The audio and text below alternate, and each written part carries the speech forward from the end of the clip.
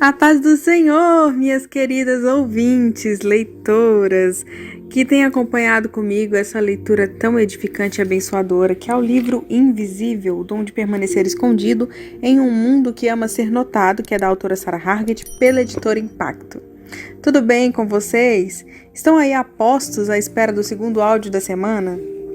Eu espero que sim, eu estou aqui também a postos para essa leitura e com o coração já muito ministrado por tudo que a gente trilhou até aqui nessa jornada de aprendizado, mas também com grande expectativa, porque eu sei que tem muito mais de Deus ainda.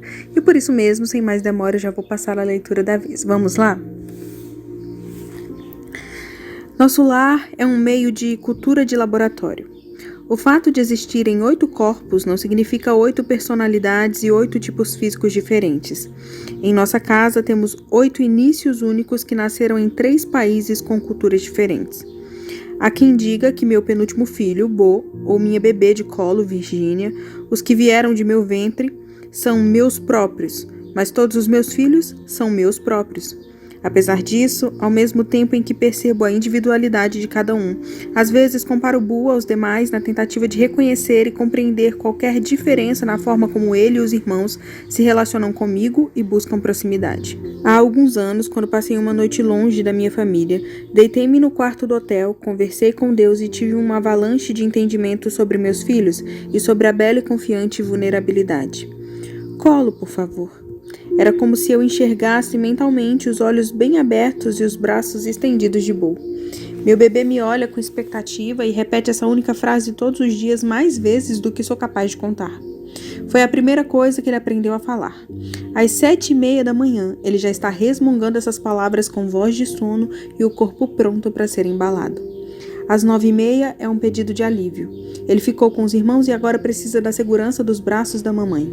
Às vezes, a frase vem acompanhada de lábios trêmulos e olhos cheios de lágrima. Colo, por favor. Era o pedido incessante da criança que sabe comportar-se. Pedido para sair do mundo de brinquedos e dos irmãos bagunceiros e voltar para o lugar da segurança absoluta. Sou relembrado o dia todo de que existe alguém que precisa de mim, que sabe que precisa de mim.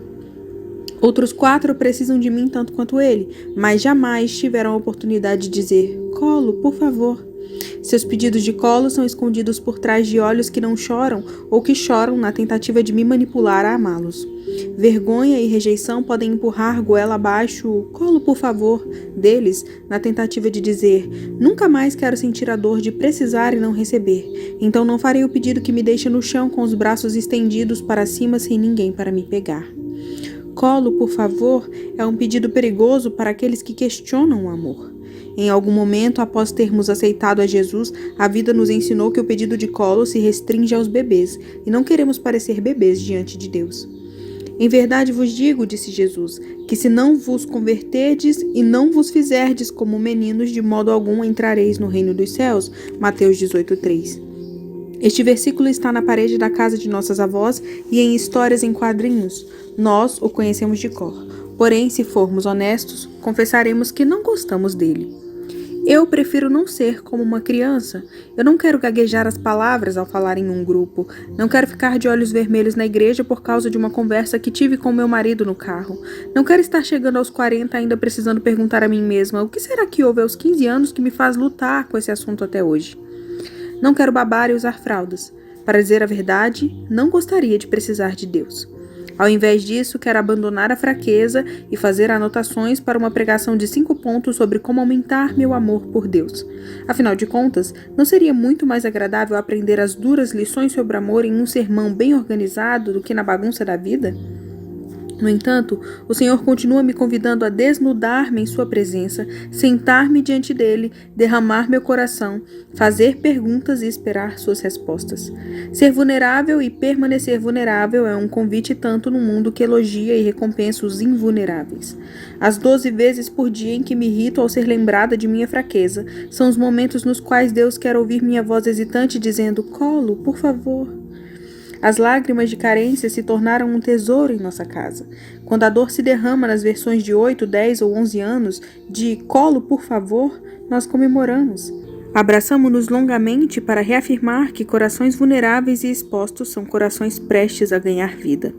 Ei, Você que está escondido. Quais são as áreas em que você mais luta para ser forte? O que faz você ter um colapso em um dia qualquer? O que o faz querer mandar uma mensagem apavorada a um amigo, ou se esconder atrás de uma tela de computador, ou procurar algo na geladeira para comer? Em que áreas da sua vida você está treinando para ser durão?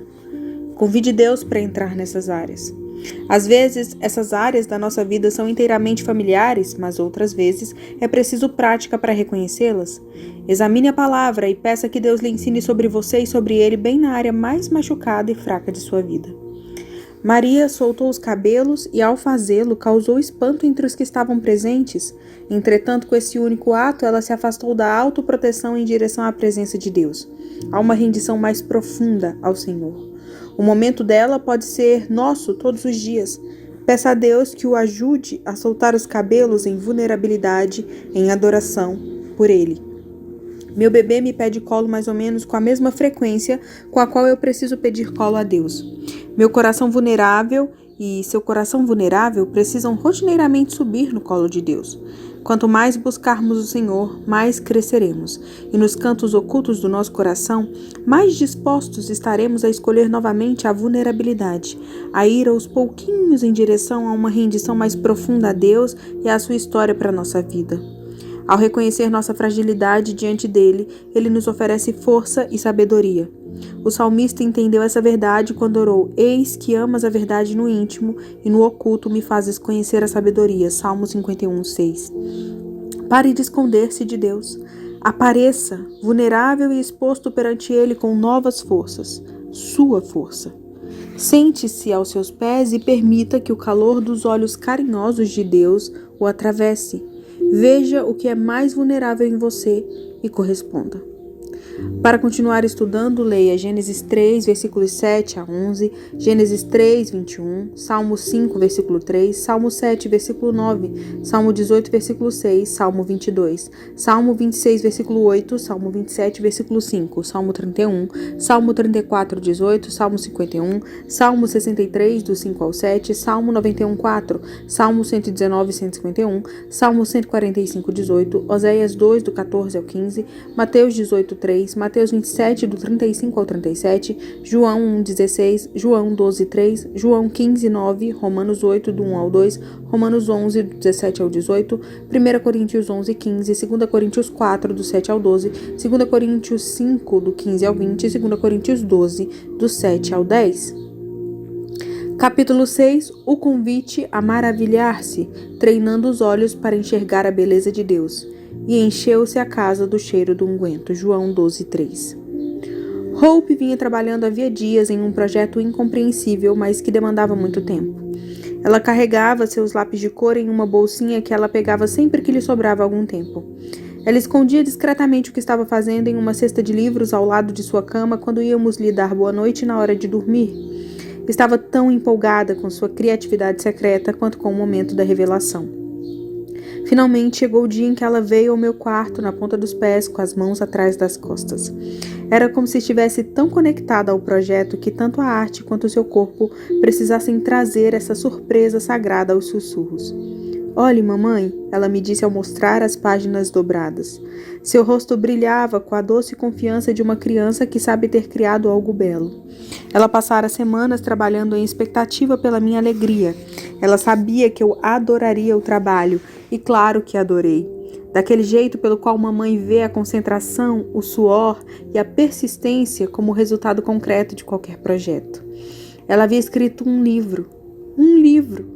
Minha filha, ainda aprendendo a ler, havia copiado desenhos de outros livros e reunido frases para contar a história de Jesus. O evangelho estava um tanto misturado com desenhos de Uma Casa na Planície e Paddington Bear, uma versão infantil de como Deus abrange todo o seu horizonte. Ela queria ser igualzinha à mamãe, uma escritora. Não importava que ela ainda estivesse apanhando das palavras de 3 e 4 letras, porque minha filha queria ser como eu. Os filhos com frequência imitam os pais. Aos 5 anos eu queria ser professora exatamente como os meus pais. Nosso filho Caleb costumava empurrar um carrinho de bebê caindo aos pedaços ao lado de Nate enquanto Nate cortava a grama. 3 de nossas meninas mais velhas já andaram pelo banheiro calçando meus sapatos de salto, falando de sair com os maridos e de ir a casamentos. Antes dos 2 anos de idade, Bu fez um bebê com um porco de pelúcia. Ele carregava o porco da mesma maneira que eu o carregava.